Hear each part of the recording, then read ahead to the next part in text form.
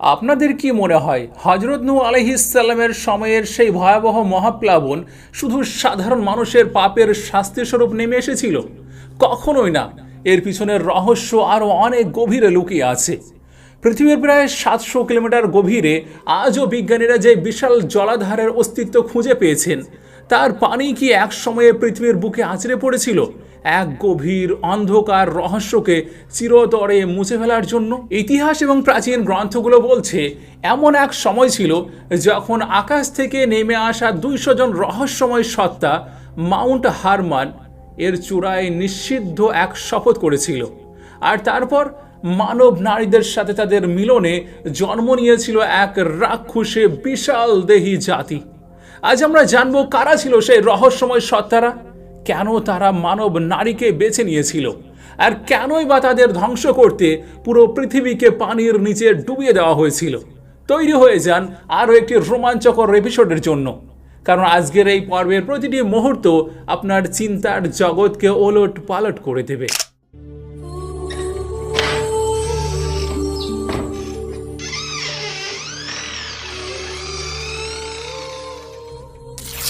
বিসমিল্লাহির রহমানির রহিম। আসসালামু আলাইকুম। গত পর্বের একেবারে শেষ মুহূর্তে আমরা এমন এক জায়গায় এসে থেমেছিলাম যেখানে ইতিহাস, প্রত্নতত্ত্ব, প্রাচীন ধর্মগ্রন্থ এবং ইসলামী বর্ণনা সব কিছু যেন একটি রহস্যময় বিন্দুতে এসে মিলিত হয়েছিল। আমরা দেখেছিলাম হযরত ইদ্রিস আলাইহিস সালামের কিতাব প্রাচীন বুক অব এনোক আর মহাপ্লাবনের পূর্ববর্তী পৃথিবীর সম্পর্কে বিভিন্ন সভ্যতার বর্ণনার মধ্যে অবিশ্বাস্য সব মিল রয়েছে। কিন্তু সবচেয়ে বড় প্রশ্নটির উত্তর তখনও বাকি ছিল। আসলে এমন কি ঘটেছিল যার কারণে আল্লাহ রাব্বুল আলামিন পুরো পৃথিবীর উপর সেই ভয়াবহ মহাপ্লাবন নাজিল করেছিলেন? সেটা কি শুধু মানুষের সাধারণ পাপ ছিল, নাকি পৃথিবীতে এমন এক ভয়াবহ বিপর্যয় নেমে এসেছিল যা মানব ইতিহাসে আগে কখনো ঘটেনি? আজকের এই পর্বে আমরা সেই নিষিদ্ধ ইতিহাসের দরজা খুলতে চলেছি ইনশাআল্লাহ। আজ আপনারা এমন কিছু প্রাচীন তথ্য, ঐতিহাসিক বর্ণনা এবং ইসলামিক রেফারেন্স দেখবেন যেগুলো একত্র করলে নূহ আলাইহিস সালামের মহাপ্লাবনের পিছনের সবচেয়ে গভীর রহস্য ধীরে ধীরে পরিষ্কার হয়ে উঠবে। কুরআনুল কারীমের সূরা হুদের ৪৪ নম্বর আয়াতে আল্লাহ রাব্বুল আলামিন বলেন, হে পৃথিবী তোমার পানি গিলে ফেলো, আর হে আকাশ তুমি থেমে যাও। তখন ওই পৃথিবীর পানি শুষে নেওয়া হলো এবং নৌকাটি গিয়ে জুদি নামক একটি পাহাড়ের উপর থেমে গেল। এবার আপনার মনে হয়তো একটি প্রশ্ন জাগতে পারে, যদি এই মহাপ্লাবনটি সমগ্র পৃথিবী জুড়ে হয়ে থাকে তাহলে তো এর পানির পরিমাণও ছিল কল্পনাতীত। তাহলে আল্লাহ রাব্বুল আলামিন যখন পৃথিবীকে সেই পানি শুষে নেওয়ার হুকুম দিলেন, তখন এত পানি কোথায় গায়েব হয়ে গেল? আর তার চেয়েও বড় প্রশ্ন হলো, এই বিশাল জলরাশি হঠাৎ করে এসেছিল কোথা থেকে? এই দুটি প্রশ্নেরই চমকপ্রদ উত্তর রয়েছে আমার কাছে, যা আমি ধাপে ধাপে আপনাদের সামনে তুলে ধরব।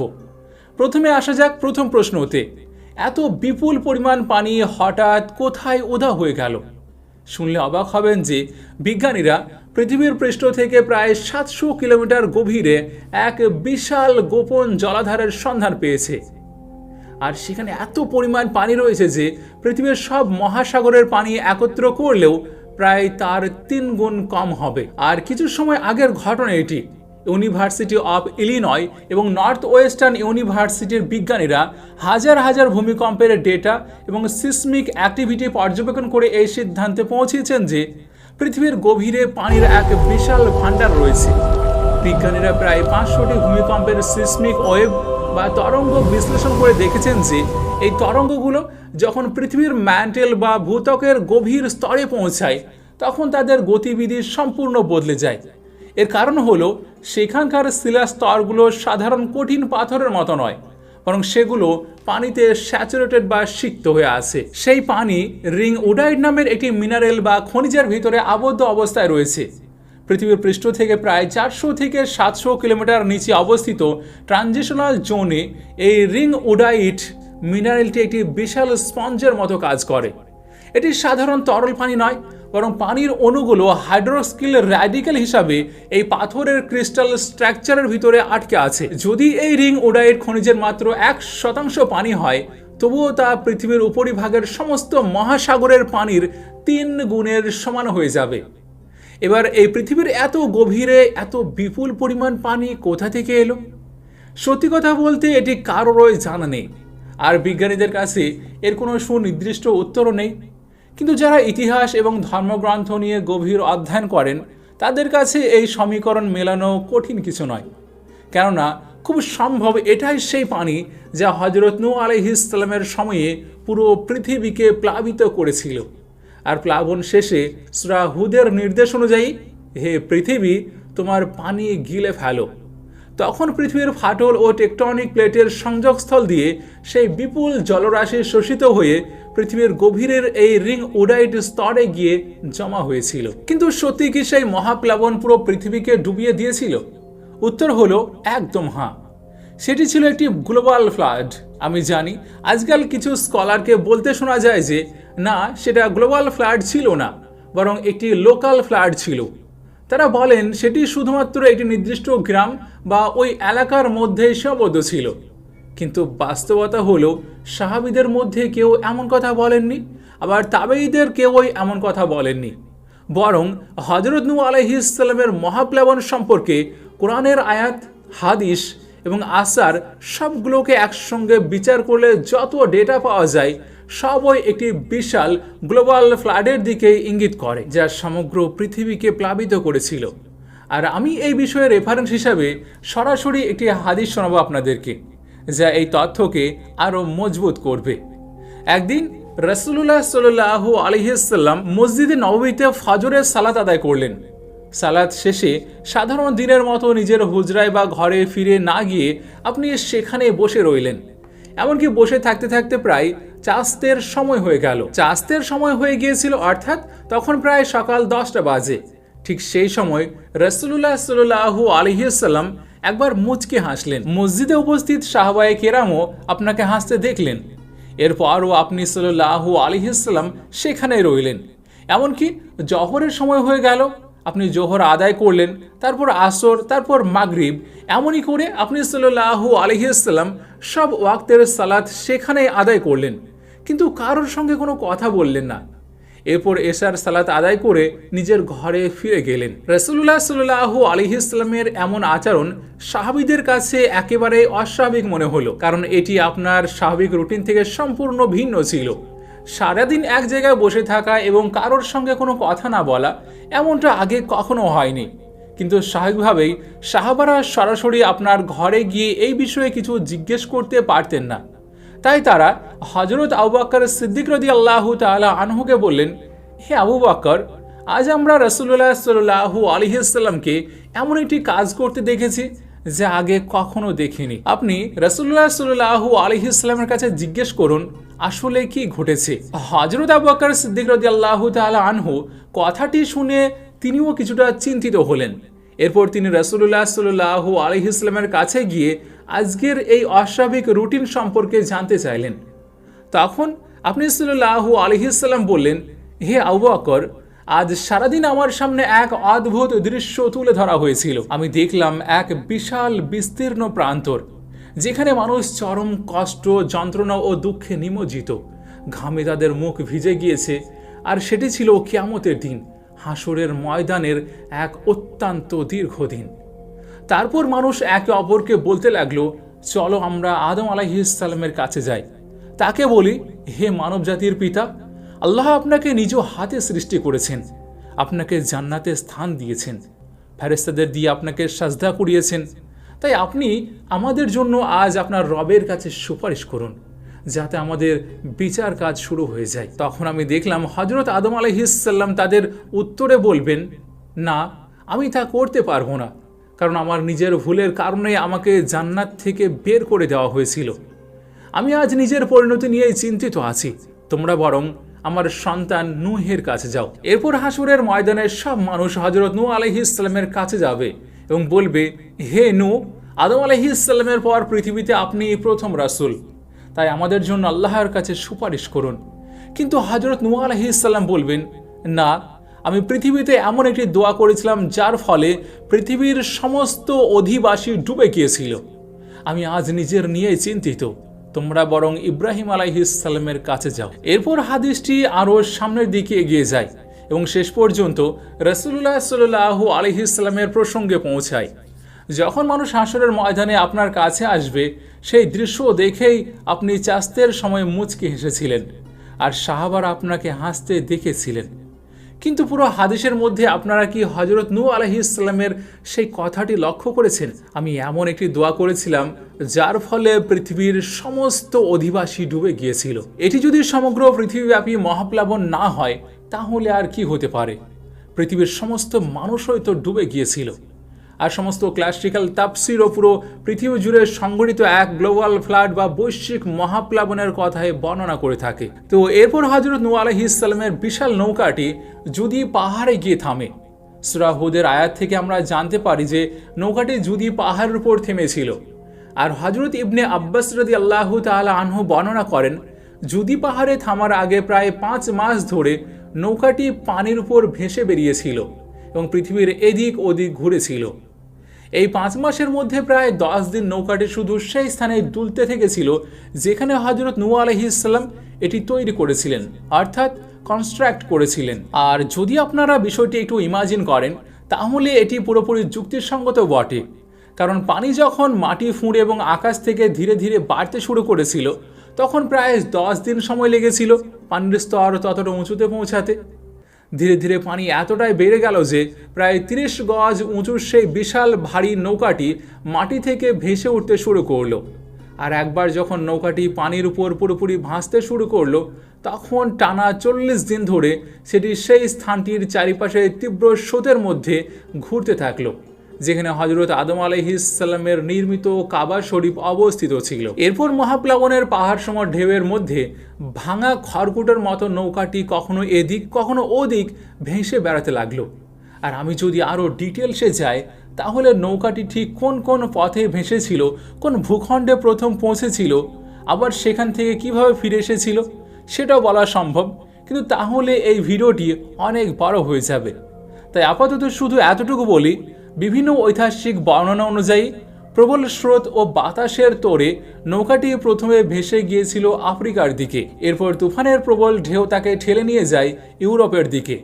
এমনকি এক পর্যায়ে সেটি ভেসে ভেসে ইউরোপেরও অনেক দূর পর্যন্ত চলে গিয়েছিল। বর্ণনা এসেছে নৌকাটি নর্থ সির অঞ্চলের দিকেও পৌঁছে গিয়েছিল।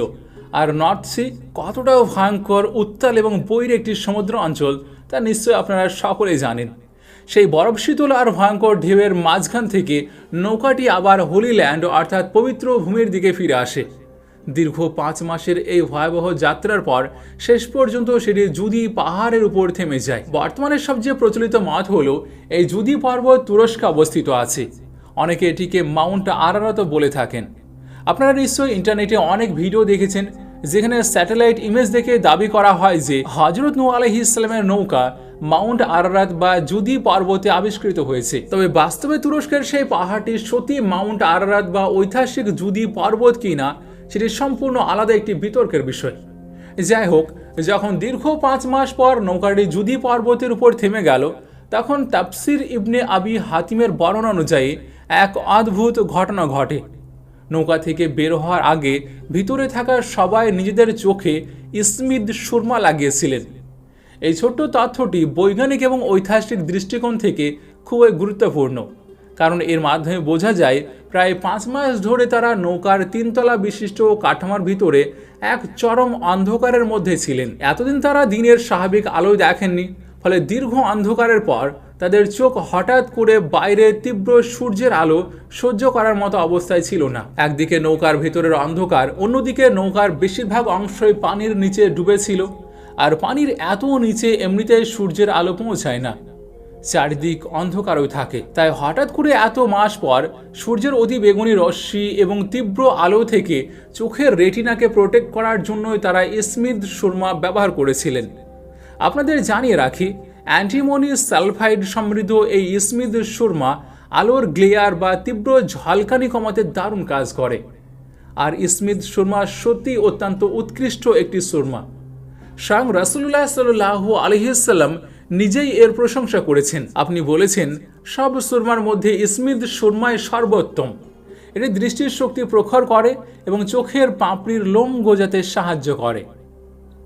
আচ্ছা, মহাপ্লাবন শেষ হওয়ার যে নিদর্শন হযরত নূহ আলাইহিস সালামের জন্য নির্ধারণ করা হয়েছিল সেটি ছিল রংধনু। তাকে বলা হয়েছিল যে, হে নূহ, যখন তুমি আকাশের রংধনু দেখতে পাবে তখন বুঝে নেবে যে মহাপ্লাবনের তাণ্ডব শীঘ্রই থেমে যাবে। রংধনু তো দেখা গেল, কিন্তু প্লাবন থেমে যাওয়ার পর চারিদিকে এক ঘন অস্বচ্ছ ডেন্স ফগ বা কুয়াশা ছেয়ে গিয়েছিল। আর এর পিছনের বিজ্ঞানটাও খুবই অসাধারণ। আকাশ থেকে নেমে আসা মুষলধারা বৃষ্টির পানি ছিল অত্যন্ত ঠান্ডা, আর পৃথিবীর ফাটল ও মাটির গভীর থেকে বেরিয়ে আসা পানি ছিল ফুটন্ত গরম।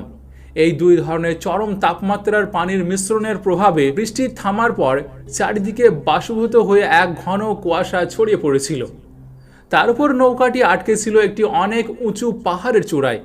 ফলে হযরত নূহ আলাইহিস সালামের পক্ষে সেই ঘন কুয়াশা ভেদ করে পাহাড়ের নিচের ভূমি বা মাটি স্পষ্টভাবে দেখা কোনোভাবে সম্ভব ছিল না। এই কারণে বিভিন্ন ঐতিহাসিক বর্ণনায় আসে তিনি প্রথমে একটি কাক পাঠিয়েছিলেন যেন সেটি উড়ে গিয়ে দেখে আসে নিচের ভূমি শুকিয়েছে কিনা, কিন্তু কাকটি ফিরে এসে তাকে কোনো সংবাদ দেওয়ার বদলে ভাসমান একটি মৃতদেহের উপর গিয়ে বসে পড়ে। এই বর্ণনাটি প্রখ্যাত মুফাসসির ইমাম জালালউদ্দিন সৈয়্যুতি রাহিমাহুল্লাহ হযরত ইবনে আব্বাস রাদিয়াল্লাহু তাআলা আনহু থেকে উল্লেখ করেছেন। একই ঘটনা হযরত নূহ আলাইহিস সালামের নাতি কানান সম্পর্কেও একটি বর্ণনা এসেছে।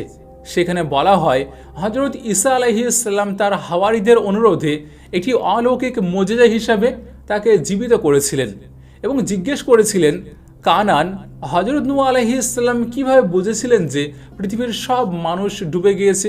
সে উত্তরে বলেছিল, হযরত নূহ আলাইহিস সালাম একটি কাক পাঠিয়েছিলেন, কিন্তু কাকটির সংবাদ নিয়ে ফিরে না এসে মৃতদেহের স্তূপের উপর গিয়ে বসেছিল। এই চরম অবাধ্য আচরণের কারণে হযরত নূহ আলাইহিস সালাম সেই কাকের বিরুদ্ধে বদদোয়া করেছিলেন। বর্ণনা এসেছে সেই বদদোয়ার কারণে আজ পর্যন্ত কাক মানুষের কাছাকাছি থাকতে ভয় পায় এবং মানুষের ঘরে কখনো স্থায়ী বাসা বানায় না। সে সবসময় একটি নির্দিষ্ট দূরত্ব বজায় রাখে। যাই হোক, কাকের এই আচরণে হযরত নূহ আলাইহিস সালাম তাকে অভিশাপ দেন। আর আপনারা নিশ্চয়ই জানেন, কাক সেই 5টি প্রাণীর একটি যাদের সম্পর্কে হাদিসে এসেছে হজ বা উমরাহের সময়ে ইহরামের অবস্থাতেও যদি কাউকে এগুলো হত্যা করতে হয় তবে তাতে কোনো গুনাহ হবে না। আর এই হাদিসটি সহিহ বুখারীতে রয়েছে। সেই 5টি প্রাণী হলো বিচ্ছু, ইঁদুর, কামড়ানো বা পাগল কুকুর, চিল এবং কাক। যখন কাক আর ফিরে এলো না তখন হযরত নূহ আলাইহিস সালাম পরিস্থিতি পর্যবেক্ষণের জন্য একটি কবুতর পাঠালেন। কবুতরের এই ঘটনাটিও কাব বর্ণনা করেছেন, যাকে হযরত ঈসা আলাইহিস সালাম আল্লাহর ইচ্ছায় জীবিত করেছিলেন। এর অর্থ হলো এই নির্দিষ্ট ঘটনাটির একাধিক নির্ভরযোগ্য ঐতিহাসিক সোর্স রয়েছে। যাই হোক, কাকের পর কবুতরকে পাঠানোর এই সিদ্ধান্তটি ছিল হযরত নূহ আলাইহিস সালামের দিক থেকে অত্যন্ত রিয়ালিস্টিক এবং বুদ্ধিদীপ্ত। কেন কবুতরকে পাঠানো হয়েছিল সেটাও আমি আপনাদেরকে এখন বলছি। যখন কবুতরটি প্রথমবার ফিরে এলো তখন তার পায়ে একটি জলপাই গাছের ডাল বা পাতা ছিল। সেই সতেজ ডাল দেখে হযরত নূহ আলাইহিস সালামের সঙ্গে সঙ্গে বুঝতে পারলেন যে গাছের শীর্ষভাগ পানির উপর জেগে উঠেছে, কিন্তু ভূমি বা মাটি এখনো পুরোপুরি শুকায়নি। তিনি নিচের ভূমি দেখতে পাচ্ছিলেন না, কারণ নৌকাটি ছিল অনেক উঁচু পাহাড়ের উপর, আর পাহাড়ের নিচে তখনও সেই গরম ও ঠান্ডা পানির মিশ্রণে তৈরি হওয়া ঘন কুয়াশা ছেয়েছিল। তাই কয়েকদিন অপেক্ষা করার পর তিনি আবারও সেই একই কবুতরকে পাঠালেন। এবার কবুতরটি সেই স্থানের মাটি পায়ে মেখে ফিরে এলো যেখানে হযরত আদম আলাইহিস সালামের নির্মিত কাবা শরীফ ছিল। পায়ে মাখানো সেই কাদা আর মাটি দেখে হযরত নূহ আলাইহিস সালাম বুঝতে পারলেন অবশেষে প্লাবনের পানি নেমে গিয়েছে এবং পৃথিবী ভূমি দৃশ্যমান হতে শুরু করেছে। খুশি হয়ে তিনি কবুতরের জন্য দোয়া করলেন, তাকে মক্কায় হারামে স্থায়ী পাখি হওয়ার বরকত কামনা করলেন এবং আল্লাহর কাছে তার জন্য কল্যাণ প্রার্থনা করলেন। এই কারণে বর্ণনা এসেছে মানুষ সব সময় কবুতরের প্রতি মমতা প্রদর্শন করে। আর আজও আপনারা যদি মক্কা ও মদিনায় যান দেখবেন হারমাইন শরীফাইনে কত অসংখ্য কবুতর নির্ভয়ে উড়ে বেড়াচ্ছে। এবার প্রশ্ন হলো, এত পাখি থাকতে কবুতরই কেন? দেখুন, এই টাস্কের জন্য কবুতর ছিল একেবারে পারফেক্ট একটি পাখি। একটি কবুতর প্রায় 1100 মাইল পর্যন্ত উড়তে পারে এবং টানা বহু ঘন্টা একটুও না ক্লান্ত হয়ে আকাশে থাকতে পারে। আজ পর্যন্ত একটি কবুতরের সিঙ্গেল ফ্লাইটের ওয়ার্ল্ড রেকর্ড প্রায় 600 মাইল, অর্থাৎ বাংলাদেশের ঢাকা থেকে ভারতের কলকাতা পর্যন্ত দূরত্বের সমান রাস্তা সে না থেমে 2 বার আসা যাওয়া করতে পারে। এছাড়া কবুতরের ফ্লাইট স্পিড অনেক বেশি, তাই সে খুব দ্রুত উড়ে গিয়ে অনেক দূরের এলাকা পর্যন্ত পর্যবেক্ষণ করে আবার দ্রুত ফিরে আসতে পারে। আরও আশ্চর্যের বিষয় হলো একটি কবুতরের ফিল্ড অ্যান্ড ভিউ প্রায় 340 ডিগ্রি, অর্থাৎ মাথা না ঘুরিয়ে সে চারিপাশের প্রায় সব কিছু একসঙ্গে দেখতে পারে। যদিও তার সামনের দৃষ্টিশক্তি পেরিফেরাল ভিশনের তুলনায় কিছুটা দুর্বল, তবুও সে বহু মাইল দূরের জিনিস স্পষ্টভাবে দেখতে সক্ষম। ওই ঘন কুয়াশা এবং বিস্তীর্ণ জলরাশির উপর দিয়ে উড়ে গিয়ে শুকনো ভাঙা খুঁজে বের করার মতো কঠিন টাস্কের জন্য কবুতরের এই 340 ডিগ্রি ভিশন ছিল একেবারে অমূল্য হাতিয়ার। অর্থাৎ ভূমি দেখা যাচ্ছে কিনা এই কাজের জন্য কবুতর ছিল সত্যি একটি মাস্টার স্ট্রোক। ইমাম ইবনে ইসহাক বলেন, মহাপ্লাবন শুরু হওয়ার পর থেকে কবুতর পাঠানোর সময় পর্যন্ত প্রায় 1 বছর কেটে গিয়েছিল। এরপর দ্বিতীয় বছরে আবার পৃথিবীর বনজঙ্গল ও জমিতে নতুন করে ঘাস ও উদ্ভিদ জন্মাতে শুরু করে। আচ্ছা, এরপর কি ঘটেছিল সেটা প্রথমে সংক্ষেপে বলছি, না হলে এপিসোডটি অনেক লম্বা হয়ে যাবে। দীর্ঘ 1 বছর পর যখন মাটি পুরোপুরি শুকিয়ে গেল, তখন হযরত নূহ আলাইহিস সালাম এবং তার সঙ্গে থাকা মুমিন লোকেরা আল্লাহর আদেশে নৌকা থেকে নেমে এলেন। এরপর জুদি পাহাড়ের পাদদেশে সেখানে একটি সেটেলমেন্ট অর্থাৎ একটি নতুন জনপদ গড়ে তোলা হলো। পৃথিবীর ইতিহাসে মহাপ্লাবন পরবর্তী প্রথম জনপদ। সেই প্রাথমিক জনপদের নাম রাখা হয় কারিয়াতুস সামানিন, যার অর্থ হলো 80 জনের গ্রাম। কারণ বিভিন্ন ঐতিহাসিক বর্ণনা মতে নৌকায় হযরত নূহ আলাইহিস সালামের সঙ্গে তার পরিবার ও অনুসারী মিলিয়ে মোট 80 জন মানুষ ছিলেন। কিন্তু অত্যন্ত দুঃখজনক বিষয় হলো কিছুদিন পর সেই নতুন জনপদেও এক ভয়াবহ মহামারী ছড়িয়ে পড়ে। সেখানে যারা বেঁচে ছিলেন তারা একে একে মারা যেতে শুরু করেন। এখন আপনারা ভাবতে পারেন, সদ্য প্লাবন থেকে বেঁচে ফেরা মানুষদের মধ্যে এই মহামারী কেন ছড়িয়েছিল? একটু বিজ্ঞান ও লজিক দিয়ে ভাবুন। টানা 5 মাসেরও বেশি সময় এই মানুষগুলো একটি বদ্ধ নৌকায় বন্দী ছিল। তারা শারীরিকভাবে চরম দুর্বল হয়ে পড়েছিল, খাদ্যের তীব্র সংকটে ভুগছিল। চারদিকে ভেজা মাটি, মৃত প্রাণী ও পচে যাওয়া বনভূমির অবশিষ্টাংশ। নতুন ফসল ও উদ্ভিদ তখন স্বাভাবিকভাবে জন্মায়নি। এমন অস্বাস্থ্যকর এবং স্যাঁতসেঁতে পরিবেশে ইমিউন সিস্টেম বা রোগ প্রতিরোধ ক্ষমতা কমে যাওয়াই স্বাভাবিক। ফলে কলেরা কিংবা অন্য কোনো জলবাহিত সংক্রামক রোগ ছড়িয়ে পড়াটা মোটেও অস্বাভাবিক ছিল না। যাই হোক, সেই মহামারীর পর নৌকায় থাকা অধিকাংশ মানুষই মারা যান। কেবল হযরত নূহ আলাইহিস সালাম এবং তার ইমিডিয়েট ফ্যামিলি বা নিজের বংশধররাই জীবিত থাকেন। আর ঠিক এই কারণে পবিত্র কোরআনের সূরা আস-সাফফাতের ৭৭ নম্বর আয়াতে আল্লাহ রাব্বুল আলামিন স্পষ্ট বলেছেন, আমি নূহ এবং তার বংশধরদের পৃথিবীতে অবশিষ্ট রেখেছিলাম। এটাই হলো এই আয়াতের ঐতিহাসিক ব্যাকগ্রাউন্ড। আর এরপর থেকে কি ঘটেছিল এই পর্যন্তের ঘটনা তো সম্ভবত আপনাদের প্রায় সবারই জানা। হযরত নূহ আলাইহিস সালামের 3 পুত্র হাম, শাম এবং ইয়াফাস পৃথিবীর 3টি ভিন্ন অঞ্চলে চলে গিয়েছিলেন। শাম চলে যান আরব ও এশিয়ার মূল ভূখণ্ডের দিকে, হাম চলে যান আফ্রিকার দিকে এবং ইয়াফাস ইউরোপের দিকে হিজরত করেন। এইভাবেই এই 3 জন মানুষের মাধ্যমেই মানব জাতির নতুন করে বিস্তার শুরু হয়। আধুনিক জেনেটিক্স এবং মাইগ্রেশন হিস্ট্রিও মানবজাতির এই 3টি মূলধারার দিকেই ইঙ্গিত করে। এবার আসি আমাদের আজকের মেইন এবং সবচেয়ে রহস্যময় টপিকে। হযরত নূহ আলাইহিস সালামের যুগে এমন কি ভয়াবহ ঘটনা ঘটেছিল যার কারণে পুরো পৃথিবীর উপর সেই ভয়াবহ মহাপ্লাবন নেমে এসেছিল?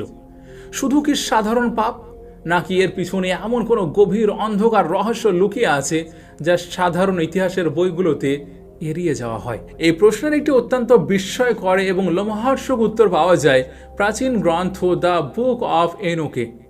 এছাড়াও বাইবেলের নিউ টেস্টামেন্টের বুক অফ জুডেও একটি অত্যন্ত তাৎপর্যপূর্ণ বাক্য লেখা আছে।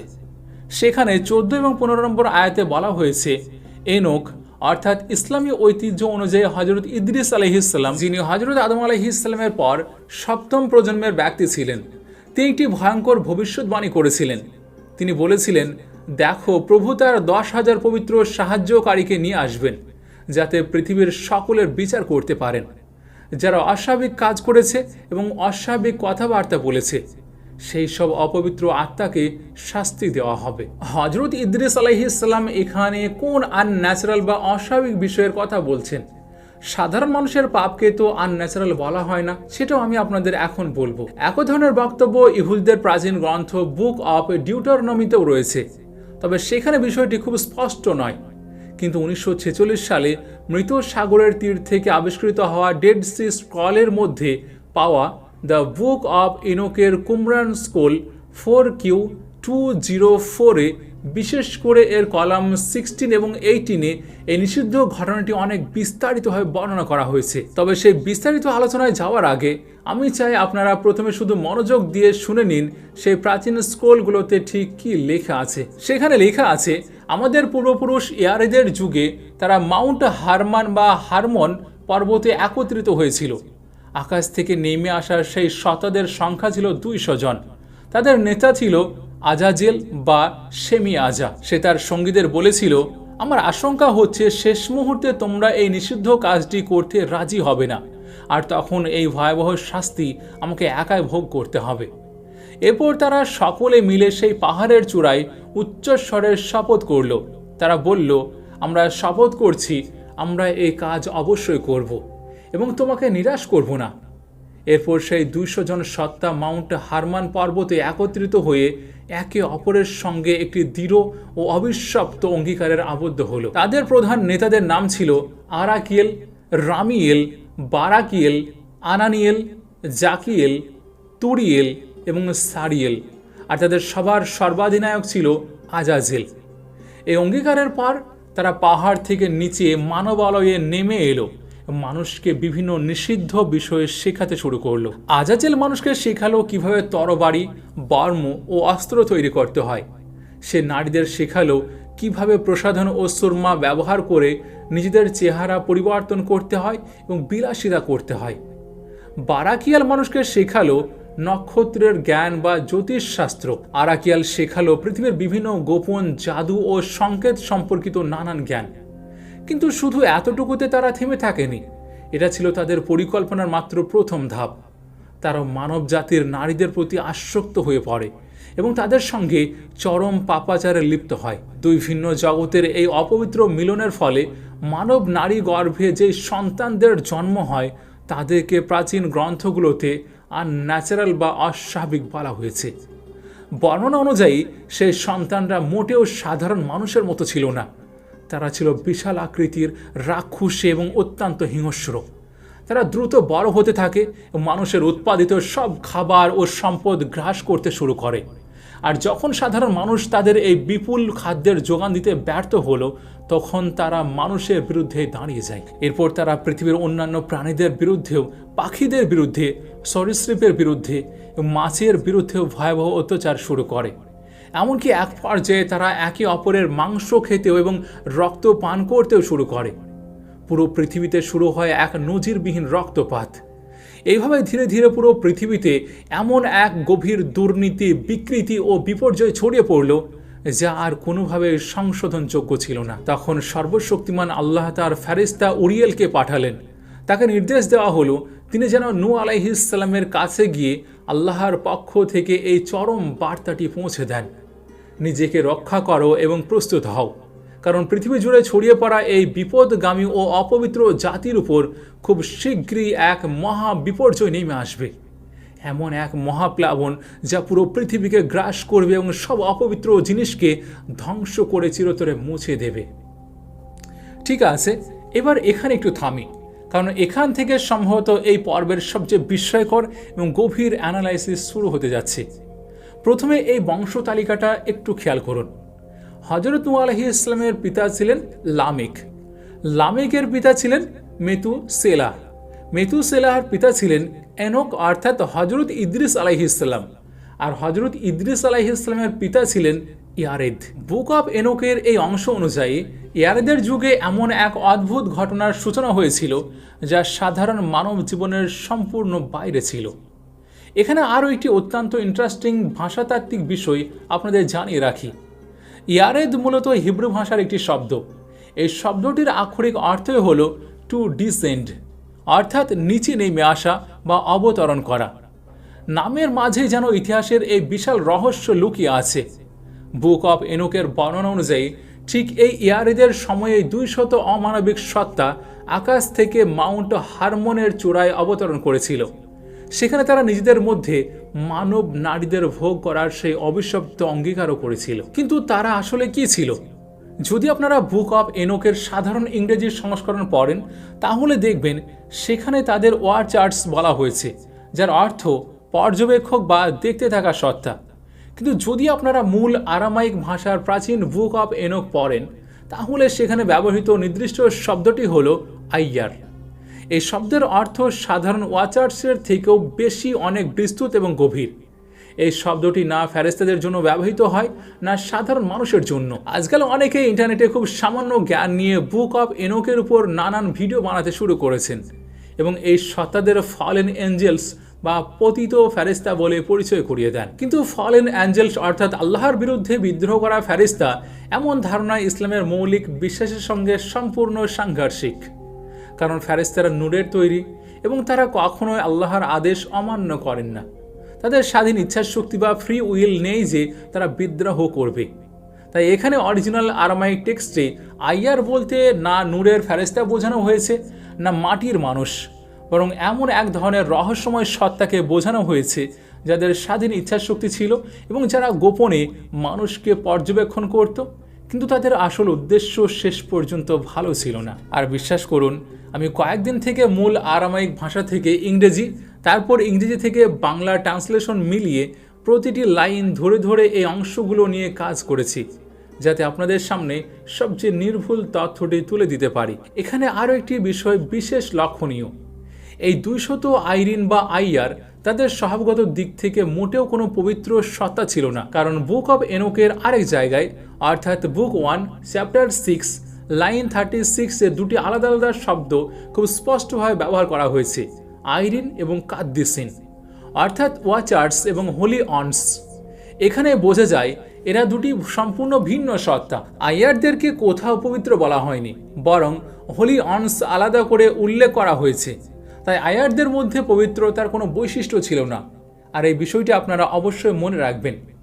এরপর বুক of Enoch book 1 chapter 22 line 6 উল্লেখ করা আছে। আচ্ছা, এখানে আমি মূল প্রাচীন বইয়ের রেফারেন্স থেকে বলছি, তাই যদি আপনারা অন্য কোনো আধুনিক ট্রান্সলেশন পড়েন তাহলে পেজ নাম্বার বা চ্যাপ্টার কিছুটা ভিন্ন হতে পারে। তো এখানে লেখা হয়েছে, হারমন পর্বতে অবতরণকারী আইরিন বা আয়ারদের সংখ্যা ছিল মোট 200, আর তারা মানবজাতির নারীদের প্রতি অত্যন্ত তীব্রভাবে আকৃষ্ট ছিল। মানব নারীরাই ছিল তাদের এই ভয়াবহ দুর্নীতির প্রধান লক্ষ্য। তারা শুধু নিচে নেমে ক্ষান্ত হয়নি, তারা মানব সভ্যতাকে এমন কিছু জিনিস শিখিয়েছিল যা মানব জাতিকে ধ্বংসের দ্বার প্রান্তে নিয়ে যায়। এখন আমি আপনাদেরকে যে তথ্যগুলো বলতে যাচ্ছি সেগুলো বুক অফ এনোকের বিভিন্ন চ্যাপ্টার থেকে একত্রিত করেছি। প্রথমে আমি পুরো ডেটাগুলো আপনাদের সামনে তুলে ধরব, আর তারপর এটি অত্যন্ত শক্তিশালী ইসলামিক রেফারেন্সও দেখাবো, যেখানে অবিকল এই পাহাড়ে অবতরণকারী 200 আইয়ার বা সত্তার প্রসঙ্গ উল্লেখ করা হয়েছে। আর সত্যি বলতে এই ধরনের ডেটাগুলো খুঁজে বের করা অনেকটা সময়ও লেগে যায়। এবার এই 200 আইয়ারের মধ্যে মর্যাদা ও ক্ষমতার দিক থেকে 13 জন ছিল সবচেয়ে শক্তিশালী এবং সর্বোচ্চ স্তরের। তাদের নাম ছিল রামাসিয়েল, কোকাবিয়েল, আর্তাকুফ, রামিয়েল, জাকিয়েল, বারাকিয়েল, হারমানি, মাতারিয়েল, সাতাওয়েল, সারিয়েল, আনানিয়েল এবং তুরিয়েল।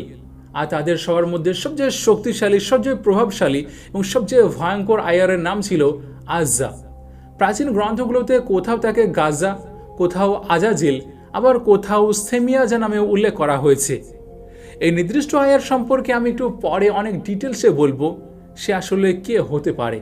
আর বিশ্বাস করুন, এই তথ্যটা আপনাদের আক্ষরিক অর্থেই চমকে দেবে। আমি যে বড় বড় আয়ারদের নাম বললাম এগুলো শুধু অরিজিনাল বুক অফ এনোকেই নয়, এর প্রায় সব ট্রান্সলেশনেই পাওয়া যায়। এমনকি কাব্বালা সবচেয়ে বিখ্যাত গ্রন্থ জোহারেও এই নামগুলো হুবহু উল্লেখ রয়েছে। কিন্তু তার আগে আপনাদের একটি অত্যন্ত গুরুত্বপূর্ণ ভৌগোলিক এবং ভাষাতাত্ত্বিক কানেকশন জানিয়ে দিই, যে পাহাড়ে এই 200 সত্তা নেমে এসে সেই অভিশপ্ত অঙ্গীকার করেছিল সেই মাউন্ট হারমনের আসল অর্থ কি তা কি আপনারা জানেন? হিব্রু ও আরামাইক ভাষায় হারমান শব্দের মূল উৎপত্তি হয়েছে হারেম থেকে, যার অর্থ হলো নিষিদ্ধ বা পবিত্র করা।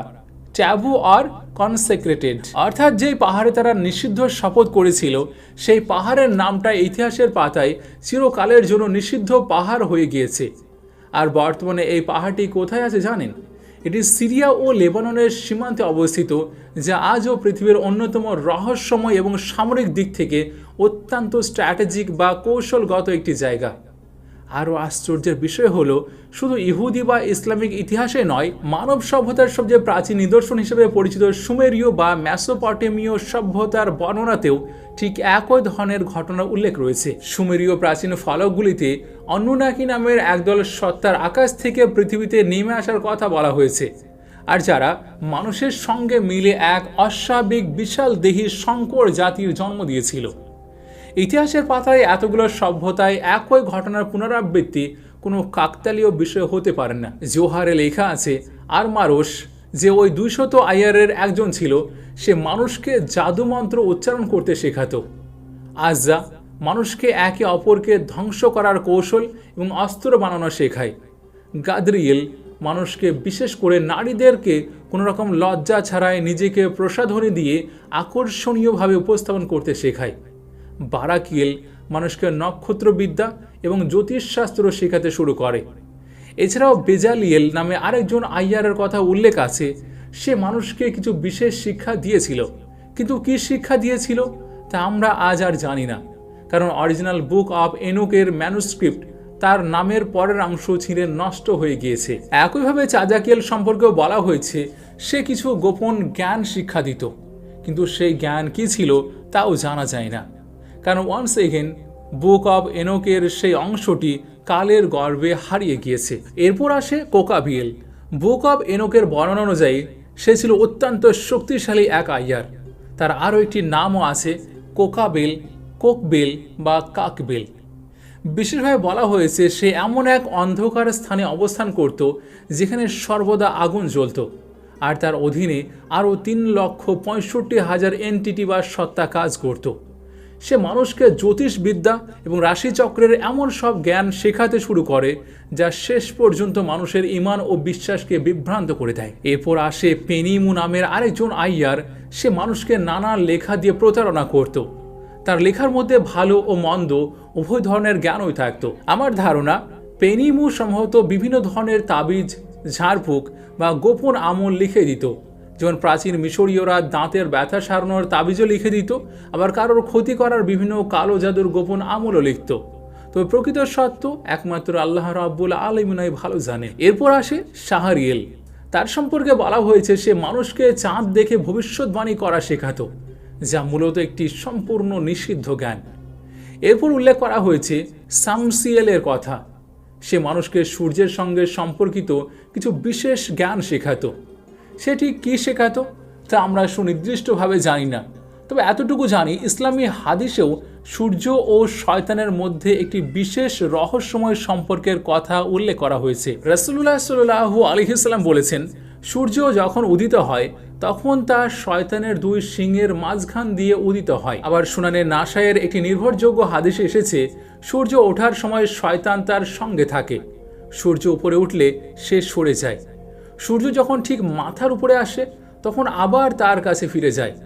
সূর্য পশ্চিমে হেলে পড়লে আবার দূরে সরে যায়, আর সূর্যাস্তের ঠিক আগে আবারও তার কাছে চলে আসে। সূর্য অস্ত গেলে আবার সরে যায়। এই কারণে রাসূলুল্লাহ সাল্লাল্লাহু আলাইহি ওয়াসাল্লাম ঠিক এই নির্দিষ্ট সময়গুলোতে নামাজ পড়তে কঠোরভাবে নিষেধ করেছেন। তাই ধারণা করা যায় সামসিয়েল সূর্যকে কেন্দ্র করে এমন কোনো বিশেষ জাদুর জ্ঞান বা পদ্ধতি শেখাতো মানুষকে, যা শয়তানের আরাধনার সঙ্গে যুক্ত ছিল। তবে সেটা ঠিক কী ছিল তা হয়তো আমরা আর কখনোই জানতে পারবো না। এরপর আসে ইয়েকুন বা জেকুন নামের আরেকজন আইয়ার। বুক অব এনোকের বর্ণনা অনুযায়ী এই ইয়েকুনই সর্বপ্রথম মানবজাতির নারীদের বিপদগামী করতে শুরু করে। এই কাজে তাকে আরও 4 জন আইয়ার সহযোগিতা করত, আসবিয়েল, গাদরিয়েল, পেনিমু এবং কাসদাই।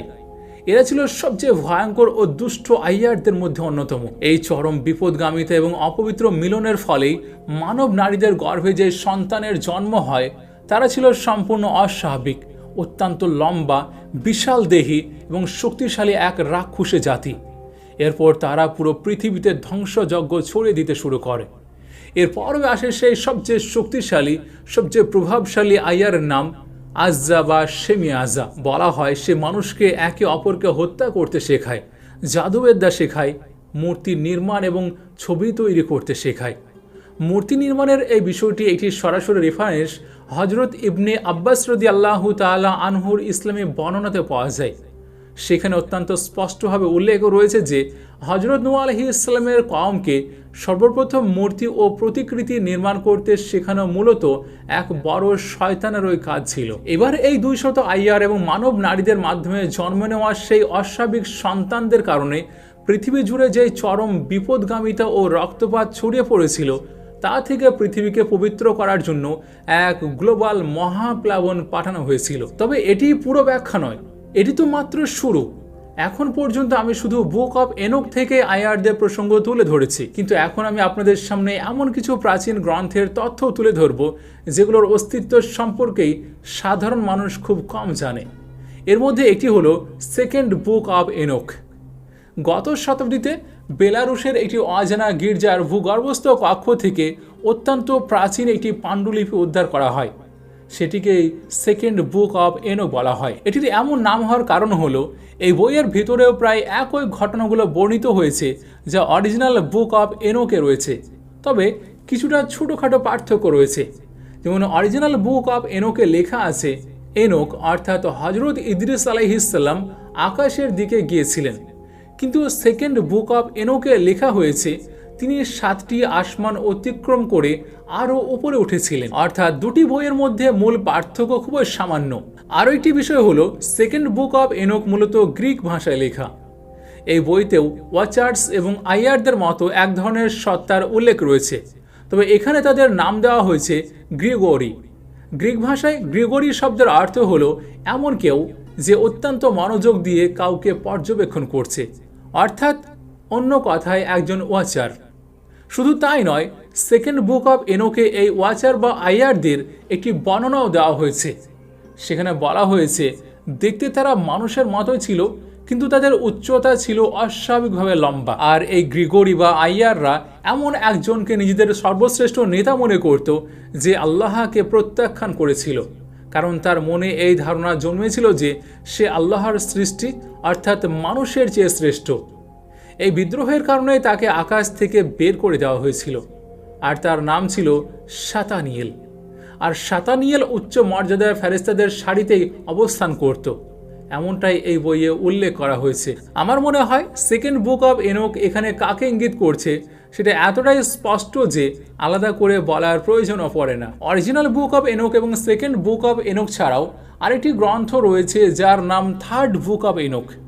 এই বইটির কথা সম্ভবত তারাই জানেন যারা জ্ঞানের গভীরতম স্তরে অনুসন্ধান করতে ভালোবাসেন। প্রায় 1000 বছর পুরানো এই বইটির আসল নাম বুক অফ প্যালেসেস অর্থাৎ প্রাসাদসমূহের গ্রন্থ। তবে এর মধ্যে বুক অফ এনোকের সঙ্গে এতটাই মিল রয়েছে যে অনেক গবেষক একে থার্ড বুক অফ এনোক বলে উল্লেখ করেছেন। উদাহরণ হিসেবে বলা যায় অরিজিনাল বুক অফ এনোকের মতো এখানেও লেখা হয়েছে যে এনোক আকাশে উঠেছিলেন এমন এক রথে যা ঝড়ের গতিতে চলত। এছাড়াও হজরত ইদ্রিস আলাইহিস সালামের কাছে আসমানের গোপন বিষয়সমূহ সম্পর্কে ওহী আসতো এমনটা বর্ণনা রয়েছে এখানে। আর এই বইয়েও আইয়ারদের উল্লেখ পাওয়া যায়, তারা পৃথিবীর সর্বত্র বিপদগামিতা ছড়িয়ে দিয়েছিল। একই ঘটনা বারবার বিভিন্ন প্রাচীন গ্রন্থে পুনরাবৃত্ত হয়েছে। একটি পাহাড়, 200 আইয়ার, একটি অঙ্গীকার, মানব নারীদের বিপদগামী করা, অস্বাভাবিক বিশাল দেহীর সন্তানের জন্ম এবং শেষ পর্যন্ত পৃথিবীকে পবিত্র করার জন্য এক মহাপ্লাবন। Original book of Enoch, second book of Enoch এবং থার্ড বুক অফ এনোকের পর আজ থেকে প্রায় 2100 বছর আগে ইহুদির সাহিত্য ভাণ্ডারে আরেকটি গুরুত্বপূর্ণ গ্রন্থ রচিত হয়েছিল।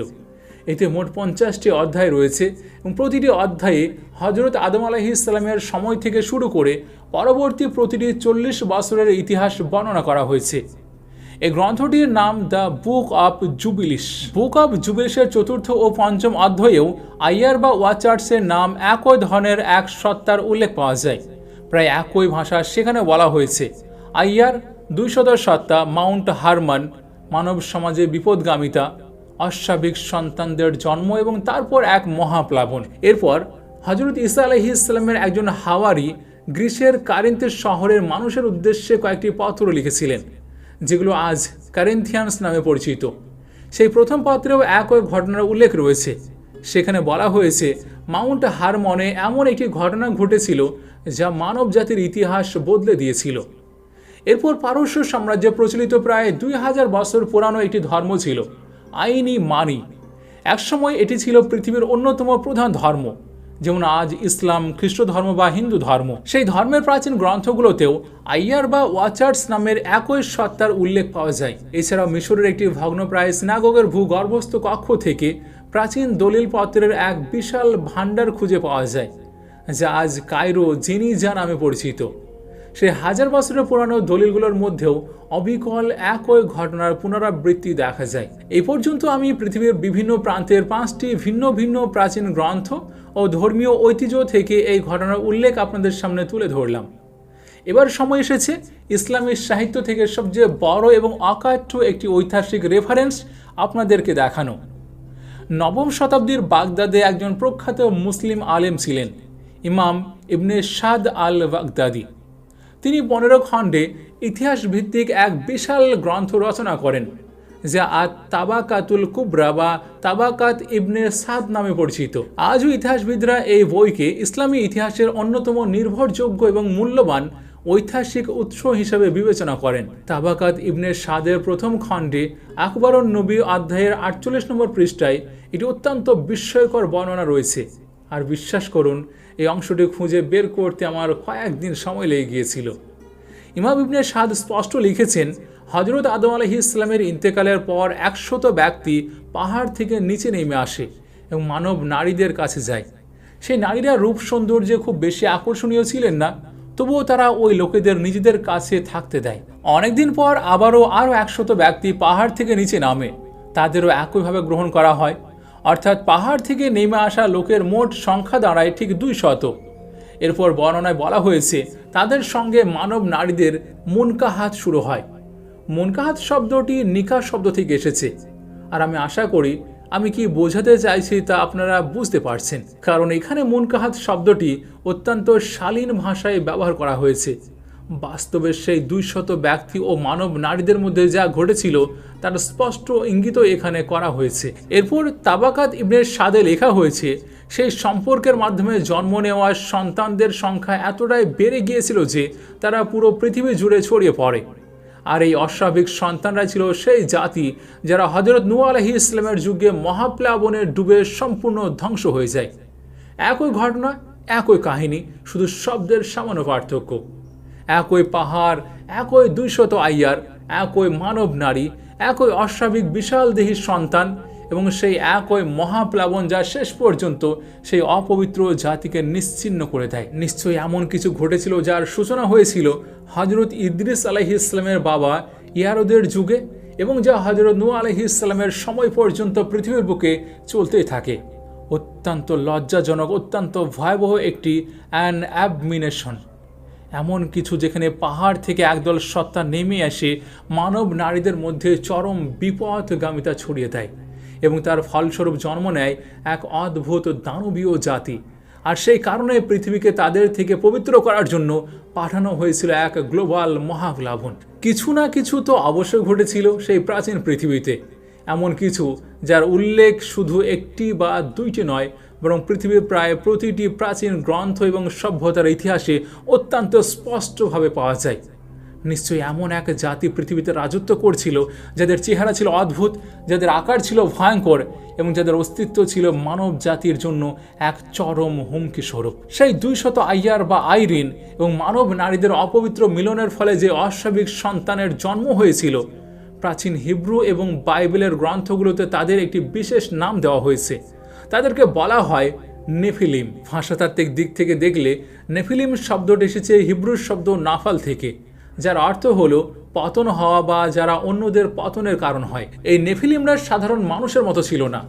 বিভিন্ন প্রাচীন টেক্সট এবং ডেড সি স্ক্রলের মধ্যে বুক অব জায়ান্টসের বর্ণনা অনুযায়ী তারা ছিল অস্বাভাবিক রকমের লম্বা এবং বিশাল দেহী।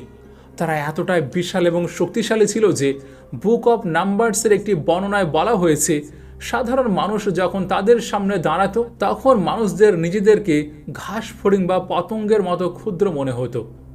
এই নেফিলিম বা দানবীয় জাতি যখন পৃথিবীতে দ্রুত বংশবৃদ্ধি করতে শুরু করলো তখন তারা পৃথিবীর সমস্ত সম্পদ এবং সাধারণ মানুষের উৎপাদিত ফসল গ্রাস করতে লাগলো। আর যখন সাধারণ মানুষ তাদের এই বিশাল খাদ্যের যোগান দিতে ব্যর্থ হলো তখন এই নেফিলিমরা মানুষের উপরে আক্রমণ করতে শুরু করলো। তারা মানুষ হত্যা করে তাদের মাংস খাওয়া শুরু করলো। পৃথিবীতে এক অভূতপূর্ব রক্তপাত ও চরম অরাজকতা কায়েম হলো। কারা ছিল সেই আয়ার? তাদের সেই দানবীয় সন্তানরা দেখতে ঠিক কেমন ছিল যাদের আজ আমরা নেফিলিম নামে চিনি? পৃথিবীর এত পাহাড় থাকতে ঠিক মাউন্ট হারমানকে কেন বেছে নেওয়া হয়েছিল? এমনকি মহাজাগতিক পোর্টাল বা রহস্য লুকিয়েছিল সেখানে?